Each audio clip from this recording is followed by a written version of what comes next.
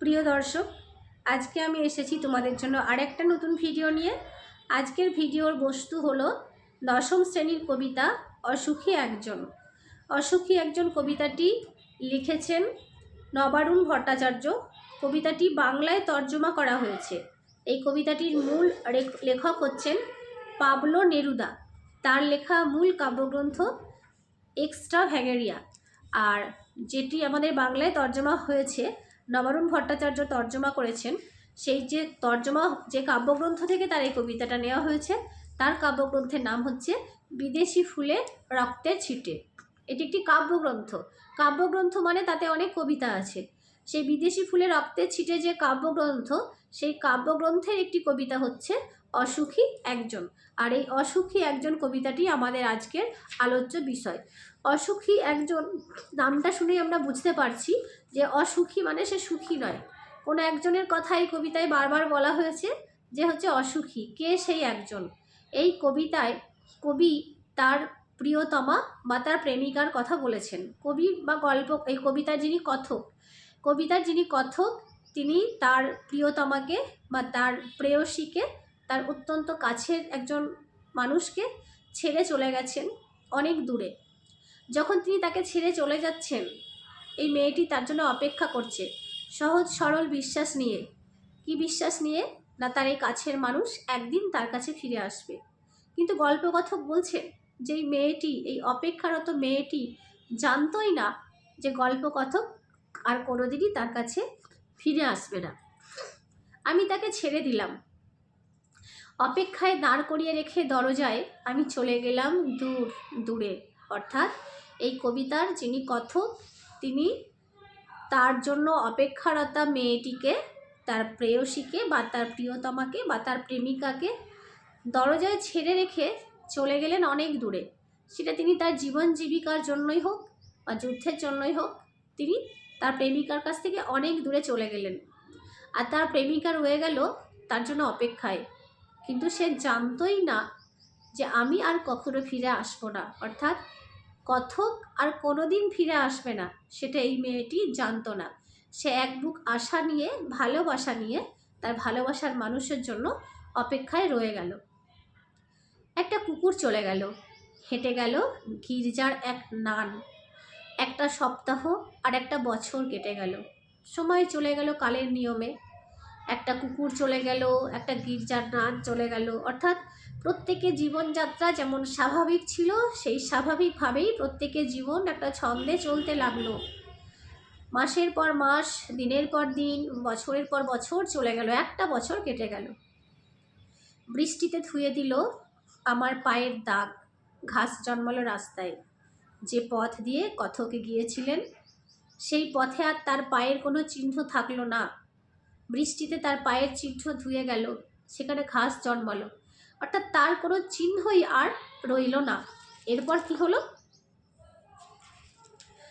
আর একটার পর একটা পাথরের মতো, পাথরের মতো বছরগুলো নেমে এলো তার মাথার উপর। তার মাথার উপর? কার মাথার উপর? কবির জন্য বা কথকের জন্য অপেক্ষারতা মেয়েটি, যে কথকের জন্য অপেক্ষায় বসে আছে, যে জানে যে কথক একদিন তার কাছে ফিরে আসবে, সে অপেক্ষাই করতে থাকলো। কিন্তু তার সেই অপেক্ষাগুলো অত্যন্ত দুঃসহ হয়ে উঠল, খুব কষ্টের হয়ে উঠল।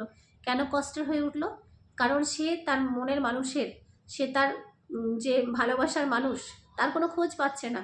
সে অপেক্ষাই করে চলেছে দিনের পর দিন, মাসের পর মাস, বছর। যখন এতগুলো দিন অতিক্রম হয়ে গেল, সেই অপেক্ষার পালাটা তার কাছে খুব কষ্টের হয়ে গেল, খুব যন্ত্রণার হয়ে গেল, খুব ভারী হয়ে গেল। তাই তো কবি বলছেন যে পাথরের মতো বছরগুলো নেমে এলো তার মাথার ওপর। পাথর যেমন ভারী লাগে, তেমনিভাবে এই অপেক্ষার মুহূর্তগুলো তার কাছে পাথরের মতো ভারী হয়ে গেল, দুঃসহ হয়ে গেল, কষ্টের হয়ে গেল। তারপর কি হলো? তারপর যুদ্ধ এলো। রক্তের এক আগ্নেয় পাহাড়ের মতো শিশু আর বাড়িরা খুন হলো। সেই মেয়েটির মৃত্যু হলো না। এরপর যুদ্ধ নেমে এলো, দেশটা যুদ্ধের সম্মুখীন হলো। যুদ্ধ এলো রক্তের এক আগ্নেয় পাহাড়ের মতো।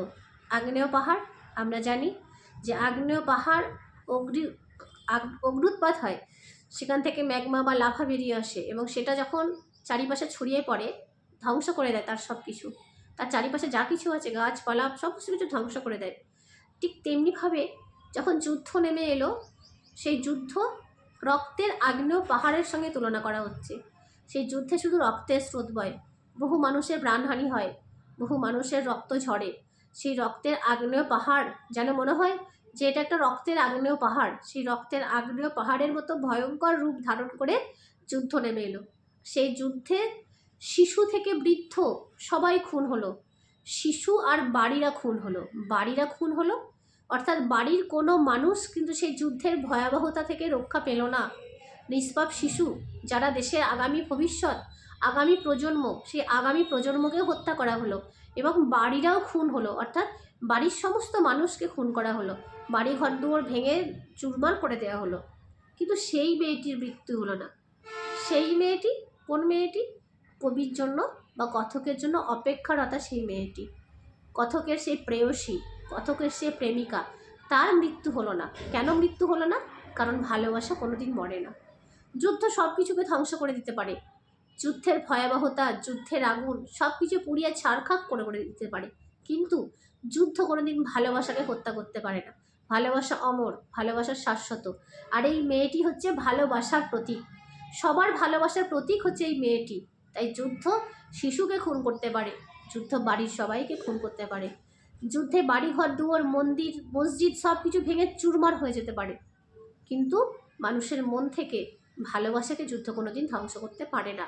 আর এই মেয়েটি ভালোবাসার প্রতীক, তাই যুদ্ধে এই মেয়েটির মৃত্যু হলো না, অর্থাৎ ভালোবাসার মৃত্যু হলো না। আজ আমি এই পর্যন্ত আলোচনা করলাম, এর পরের ভিডিওতে আমি বাকিটা আলোচনা করে দেব। তাহলে আজ এই পর্যন্তই থাকলো। আর আমার এই ভিডিওটা যদি তোমাদের ভালো লাগে তাহলে তোমরা কিন্তু এই ভিডিওটা অবশ্যই লাইক করো, শেয়ার করো আর সাবস্ক্রাইব করো।